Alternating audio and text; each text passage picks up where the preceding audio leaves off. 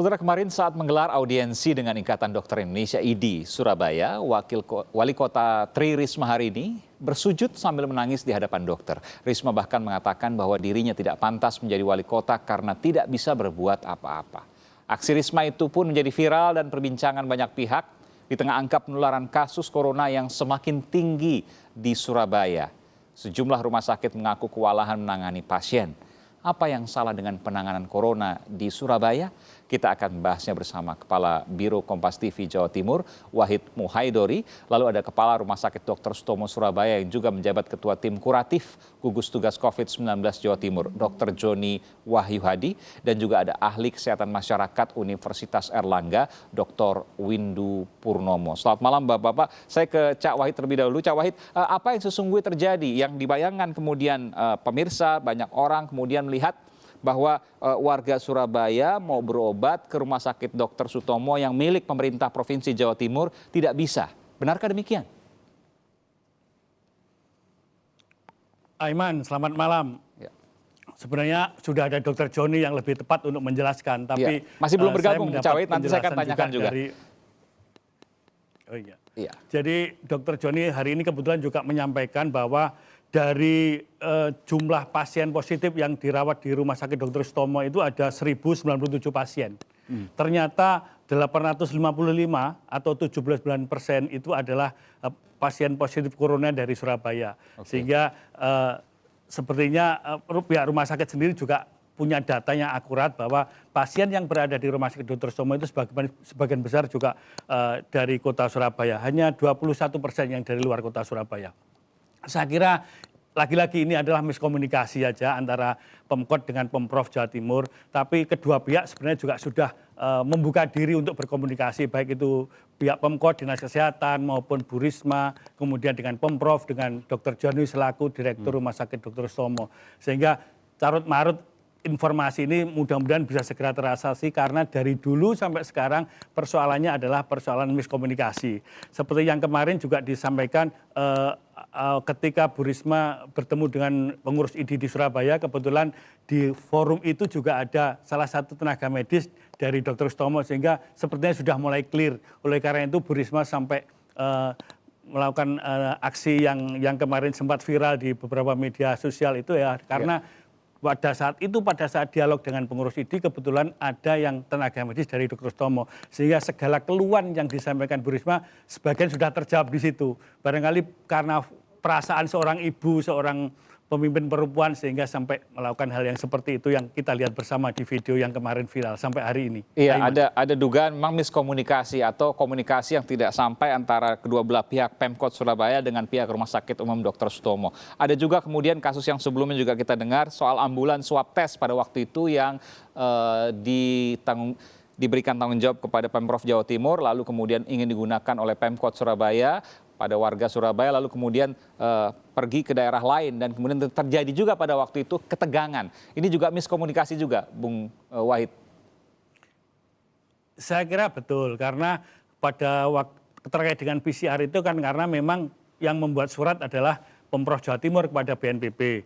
Kemudian barangkali ada info dari pihak BNPB kepada wali kota atau kepada stafnya bahwa akan ada mobil PCR yang mau datang ke Surabaya gitu. Padahal penyerahannya tentu pembagiannya dijadwal oleh provinsi. Tapi setelah terjadi persoalan akhirnya dikelirkan hari berikutnya sudah full berada di Surabaya. Bahkan untuk Surabaya juga mendapatkan bantuan mobil PCR dari BIN sampai sekian hari di Surabaya. Bahkan mulai hari ini bahkan kemarin sudah mulai dilakukan adalah bantuan mobil PCR lagi 2 dari BNPB terkait dengan pasca kehadiran Presiden Jokowi ke Surabaya, kemudian diberi waktu 2 minggu terhadap gubernur, maka Surabaya juga mendapat bantuan 2 PCR dari BNPB dan sudah mulai dioperasikan mulai kemarin. Mudah-mudahan ini tracing ini segera bisa memutus mata rantai COVID-19 yang di Surabaya, Aiman. Iya, mudah-mudahan. Dan ada beberapa hal yang tadi disampaikan oleh Bu Risma kepada kami bahwa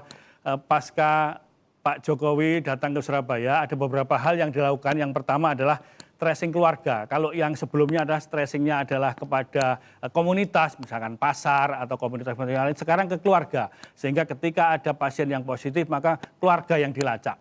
Itu yang pertama. Yang kedua kemudian akan melacak kawasan perumahan menengah ke atas. Baik itu di Surabaya Barat, Surabaya Timur maupun Surabaya Selatan. Kenapa kawasan menengah ke atas? Karena untuk kawasan kampung sudah ada kampung tangguh. Kampung tangguh yang menjadi programnya Jawa Timur adalah itu sudah berada di seluruh kampung-kampung bahwa masyarakat mengedukasi masyarakat sendiri. Nah, sementara di kawasan perumahan yang menengah atas ini mungkin belum terjangkau oleh kampung tangguh ini. Kalau toh sudah terjangkau belum maksimal. Itu akan menjadi penetrasi bagi Pemkot Surabaya untuk melakukan langkah-langkah ini ke depan. Kemudian yang ketiga adalah memberi sanksi kepada mereka yang tidak bermasker. Maka warga yang tidak bermasker, mereka ketahuan dibawa ke Liposos. Mereka diminta untuk melayani para orang tua yang berada di Liposos itu. Tujuannya adalah untuk memberi edukasi kepada masyarakat bahwa betapa pentingnya masker.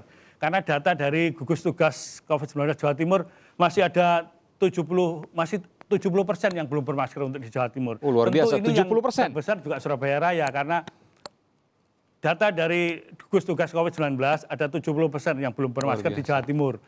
Kami memprediksi dari 70% itu tentu di Surabaya Raya juga masih dominan. Karena apa? Karena tentu ini juga salah satu faktor kenapa ini tren kenaikan ini belum bisa dihentikan sampai hari ini. Mudah-mudahan kesadaran ini makin baik sehingga edukasi dari masyarakat, dari stakeholder, dari seluruh tokoh masyarakat kepada warga agar bermasker, kemudian menjaga jarak, cuci tangan, itu juga akan menjadi edukasi yang baik kepada masyarakat Jawa Timur, khususnya Surabaya Raya. Iya, saya ke Dr. Windu, ahli kesehatan masyarakat Universitas Erlangga. Dr. Windu, kita balik ke kasus Bu Risma di mana ia bersujud ke ID di Rumah Sakit Umum Dr. Sutomo Surabaya. Benarkah kemudian ada banyak sekali warga Surabaya yang kesulitan mendapatkan akses kesehatan, terutama di Rumah Sakit Umum Dr. Sutomo? Apakah Anda mendapatkan informasi yang sama? Sambil saya menunggu dari Dr. Joni, Dr. RSU Dr. Sutomo. Iya, nanti saya akan menuju ke sana. Silakan. Jadi memang benar. Jadi rumah sakit rujukan di kota Surabaya ya terutama itu memang sudah over capacity. Ya, banyak rumah sakit yang sudah tidak menerima atau bukan tidak menerima ya, tetapi harus antri ya untuk pasien yang ingin mendapatkan bed isolasi padahal dia mungkin sudah punya gejala sedang sampai berat. Ya meskipun sebetulnya Rumah Sakit Umum Dr. Sutomo itu dalam minggu terakhir ini itu menambah bed isolasi itu sampai 200 bed ya. Tetapi kan kita tahu bahwa banjir itu mengalir dari hulu ya. Sehingga ditambah berapapun kapasitas rumah sakit itu, kalau kita tidak berhasil memutus rantai penularan yang ada di hulu, maka hilir tidak akan pernah bisa menampung gitu. Jadi yang jadi masalah itu sebetulnya adalah hulu. Jadi rantai penularan itu belum terputus ya. Karena apa? Karena seperti yang disampaikan tadi saya dengar samar-samar ya dari Mas Wahid ya. Itu memang benar ya bahwa banyak yang tidak patuh memang. Meskipun mungkin angka 70% tadi, 70% ke atas itu adalah hasil survei sebulan yang lalu ya. Mungkin sekarang sudah berubah. Mudah-mudahan sudah menurun yang tidak pakai masker itu. Nah, tetapi kenyataannya memang masih banyak yang tidak pakai masker, tidak menjaga jarak, ya berkerumun, gowes bersama-sama tanpa ada yang pakai masker, padahal mereka berdekatan. Ya kemarin beberapa orang, ya berapa puluh orang ditangkap oleh Satpol PP karena gowes ini bersepeda tanpa pakai masker bersama-sama. Nah, ini memang itu yang jadi masalah gitu karena kontrol terhadap kepatuhan ini yang kurang. Ya. Gitu. Dan itulah yang menyebabkan tingginya angka di Surabaya dan juga Jawa Timur. Nanti kita akan kembali ke Pak Dr. Windu. Saya juga akan nanti berbincang dengan Dr. Joni Wahyuhadi, dokter dari Rumah Sakit Umum Dr. Sutomo, di mana Ibu Risma sempat kemudian berkeluh kesah dan akhirnya bersujud di sana. Saya ingin mengetahui apa yang sesungguhnya terjadi. Saya akan segera kembali. Terima kasih pada Cak Wahid Muhaidori, Kepala Biro Kompas TV Jawa Timur. Saya akan kembali saat lagi, saudara. Tetaplah bersama kami di Sapa Indonesia Malam.